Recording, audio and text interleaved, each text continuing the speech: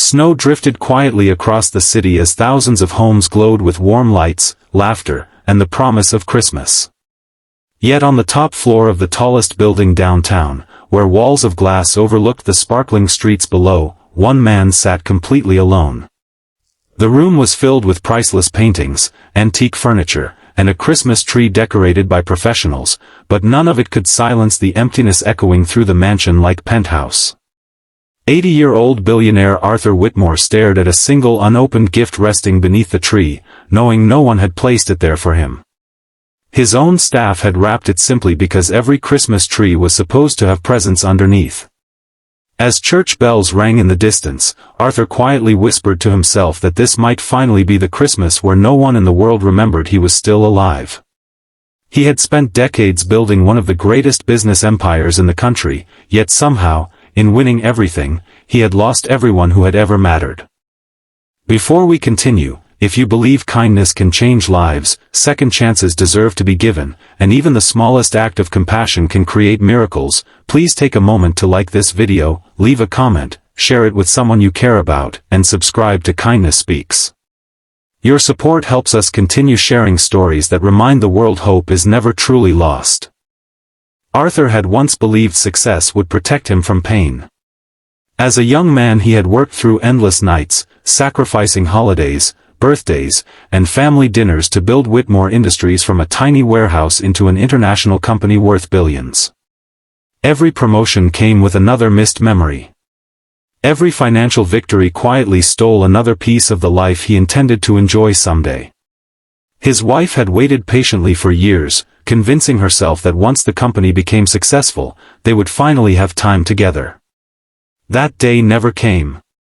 She passed away after a long illness while Arthur was attending an emergency shareholders meeting overseas, believing there would always be another chance to come home. His only son had carried that heartbreak for years. Feeling abandoned and unseen, he eventually moved across the country, determined to create a life that had nothing to do with the Whitmore name or fortune. Father and son exchanged fewer calls every year until silence became easier than forgiveness. Then, one rainy afternoon nearly 15 years earlier, Arthur received the phone call every parent fears. His son had been killed in a tragic highway accident. There had been no opportunity to apologize, no final embrace, no chance to tell him that beneath all the ambition had always been love. Since that day, every Christmas had become less a celebration and more a reminder of everything money could never buy back.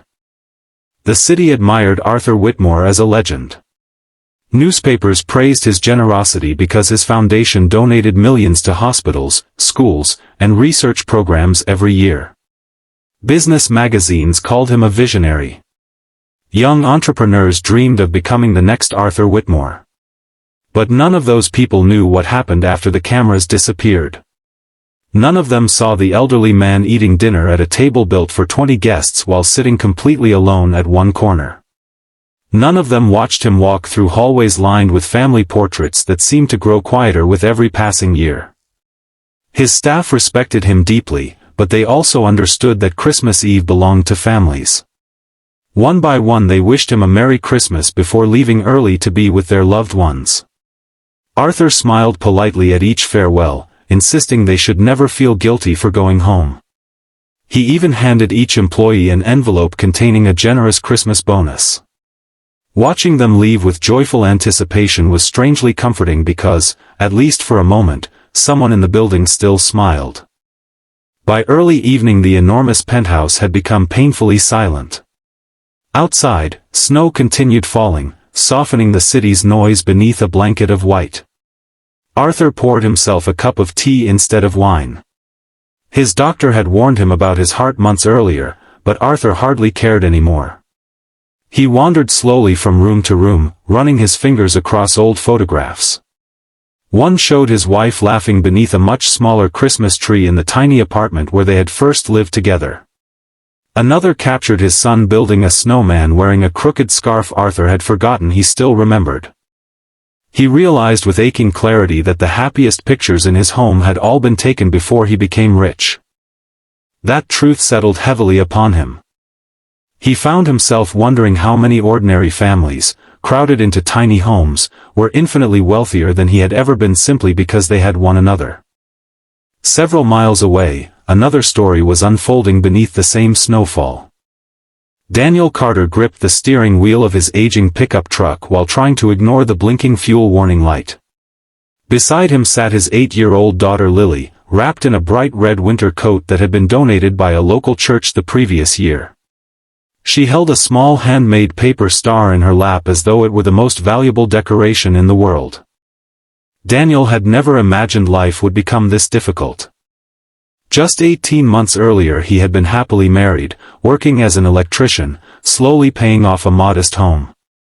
Then illness arrived without warning. His wife fought bravely, but cancer refused to surrender.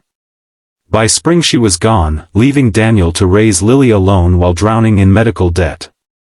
Soon afterward his employer closed unexpectedly, and finding steady work became nearly impossible. Bills piled higher than hope.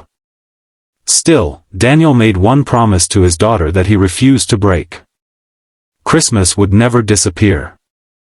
Even if there were no expensive gifts, no overflowing stockings, and no fancy meals, there would always be love. Every year they drove through the city looking at Christmas lights because it cost nothing to admire beauty. Lily never complained.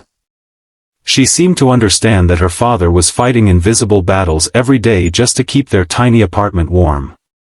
That evening they stopped at a neighborhood bakery shortly before closing, hoping discounted bread might still be available. Unfortunately, the shelves were empty. The owner apologized kindly and handed Lily a single cinnamon cookie that had broken during baking. She accepted it with such gratitude that the baker quietly wiped tears from her own eyes. As they continued driving, heavy snow began covering the roads faster than expected. The truck suddenly coughed. Its engine sputtered once. Twice. Then died completely. Daniel guided the vehicle carefully toward the curb beneath the towering skyscraper that housed Whitmore Industries. He tried starting the engine again. Nothing. The battery had finally surrendered. He rested his forehead against the steering wheel, wondering how he would explain this setback to his daughter without letting his fear show. Lily looked out the frosted window toward the brilliantly decorated building towering above them. Far beyond the glowing glass, a single lonely figure stood beside an enormous Christmas tree. Neither of them could possibly know that, high above the city, another lonely heart was unknowingly staring down at the very same street, about to witness a moment that would change 3 lives forever.